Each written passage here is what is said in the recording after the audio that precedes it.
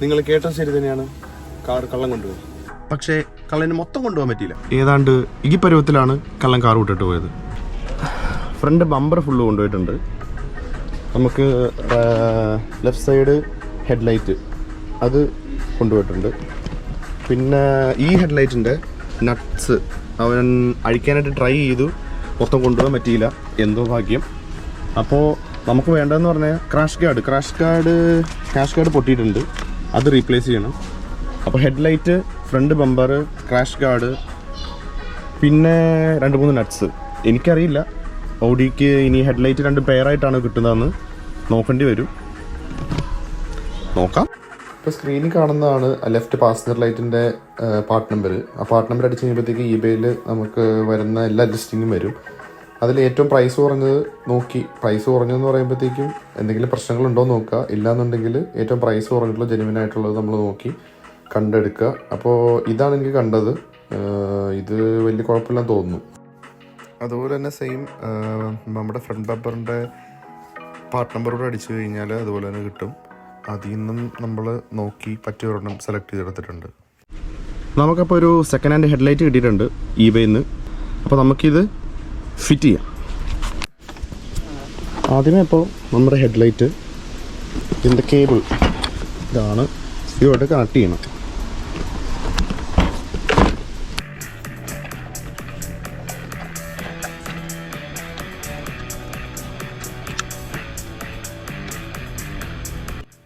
ഒരുപാട് നേരത്തെ ശ്രമത്തിനുള്ളിലാണ് ആ കറക്റ്റ് സ്ലോട്ടിൽ ഈ ലൈറ്റ് ഒന്ന് സെറ്റ് ചെയ്തെടുക്കാൻ പറ്റിയത്. അതിൻ്റെ തന്നെ കുറേ കേബിളും സാധനങ്ങളും ഒക്കെ ഉണ്ടായിരുന്നു.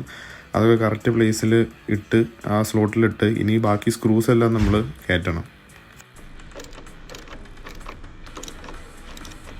4 സ്ക്രൂസിലാണ് നമ്മുടെ ഹെഡ്ലൈറ്റ് എടുക്കുന്നത്. ആദ്യത്തെ 2 T20 സ്റ്റാർ ആണ്, ഒരെണ്ണം വാഷർ സ്ക്രൂ ആണ്, അത് T25 ആണ്. പിന്നെ ഉള്ളത് വരുന്നത് ഹെഡ്ലൈറ്റിൻ്റെ അടിയിൽ ബമ്പറിൻ്റെ അങ്ങോട്ടേക്ക് അറ്റാച്ച് ചെയ്ത് വരുന്നത്, അതും T25 തന്നെയാണ്.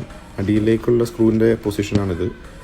അവിടെ അകത്തേക്ക് നമ്മൾ T25 ബിറ്റ് വെച്ച് സ്ക്രൂ ചെയ്ത് വെക്കുക. ഈ 4 സ്ക്രൂസിൽ ആണ് നമ്മുടെ ഈ ഹെഡ്ലൈറ്റ് നിൽക്കുന്നത്. ഇതാണ് അവിടെ നിന്ന് ഓർഡർ ചെയ്ത സ്ക്രൂസ്. ഓരോ സ്ക്രൂവിനും 10 പൗണ്ട് വീതമാണ്. നമുക്ക് 2 സ്ക്രൂ ആണ് ആവശ്യം, ഒന്ന് ടോപ്പിലും ഒന്ന് അടിയിലുമായിട്ട്. അപ്പോൾ അത് രണ്ടും ഫിറ്റ് ചെയ്യാം.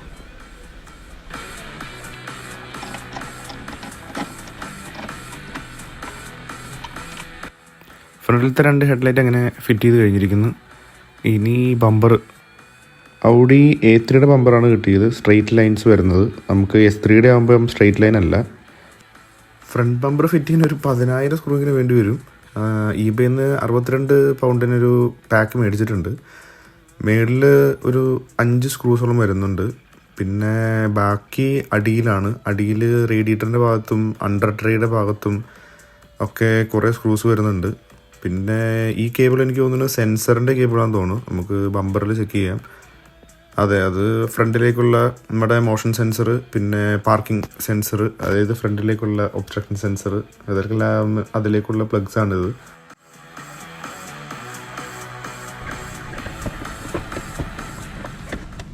നിങ്ങളെപ്പോലെ തന്നെ ആകാംക്ഷയിലാണ് ഞാനും, എത്രയും വേഗം ഈ ബമ്പർ ഒന്ന് ഫിറ്റ് ചെയ്ത് ഈ കാറിനൊന്ന് പൂർണ്ണരൂപത്തിൽ കാണാനായിട്ട്. പക്ഷേ അത് നിസ്സാര പരിപാടിയൊന്നുമല്ല. പ്ലാസ്റ്റിക് ബമ്പറാണ്, എല്ലാം ഫിറ്റിംഗ് ആണ്. കറക്റ്റ് ക്ലിക്ക് കേട്ട് അത് സെറ്റ് ചെയ്ത് ഫിറ്റ് ചെയ്ത് അലൈൻമെൻറ്റൊക്കെ ചെക്ക് ചെയ്തിട്ട് വേണം നമുക്ക് ചെയ്യാനായിട്ട്. ഒരു ലോങ് പ്രോസസ്സാണ്. നോക്കാം. അടുത്തത് നമ്മൾ മേടിച്ച 10,000 കണക്കിന് സ്ക്രൂ അതെല്ലാം ഫിറ്റ് ചെയ്യണം.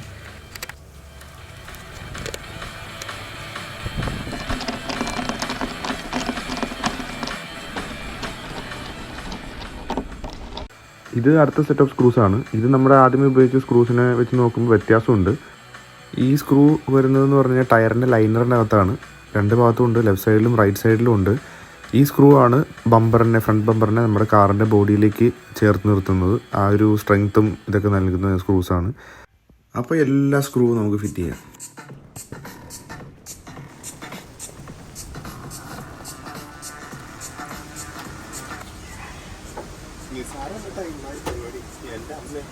സ്ക്രൂ കണ്ടുപിടിക്കാൻ തന്നെ എടുക്കും സമയം.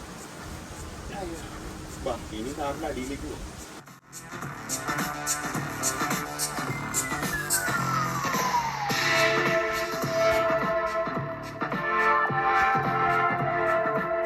അങ്ങനെ നമ്മുടെ ഫൈനൽ സ്റ്റേജായി. നമ്മളെല്ലാ സ്ക്രൂവും ഫിറ്റ് ചെയ്തിട്ടുണ്ട്. അടിയിലും സൈഡിലും ഒക്കെ ഫിറ്റ് ചെയ്തു.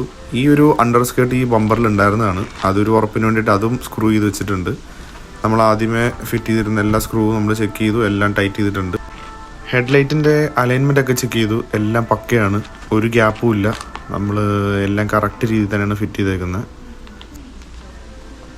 അപ്പോൾ എല്ലാം കഴിഞ്ഞ ശരിക്ക് അടച്ച് നമുക്ക് വീട്ടിൽ പോയാലോ? എൻ്റെ അമ്മേ.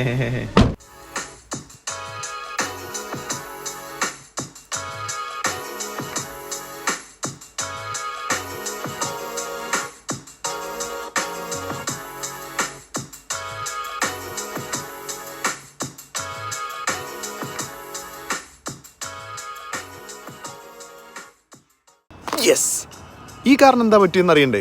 പറ്റിയ സമയത്ത് തന്നെയാണ്. സബ്സ്ക്രൈബ് ചെയ്തോ, ലൈക്ക് ചെയ്തോ. അടുത്ത ശനിയാഴ്ച ഈ ഫുൾ ഡീറ്റെയിൽസ്, കാറിൻ്റെ എക്സ്പെൻസ് എത്രയായി, ഇൻഷുറൻസ് ക്ലെയിം എന്തായി, പിന്നെ കുറേ മോഡിഫിക്കേഷൻസുമായിട്ട് ഞാൻ വീണ്ടും വരും.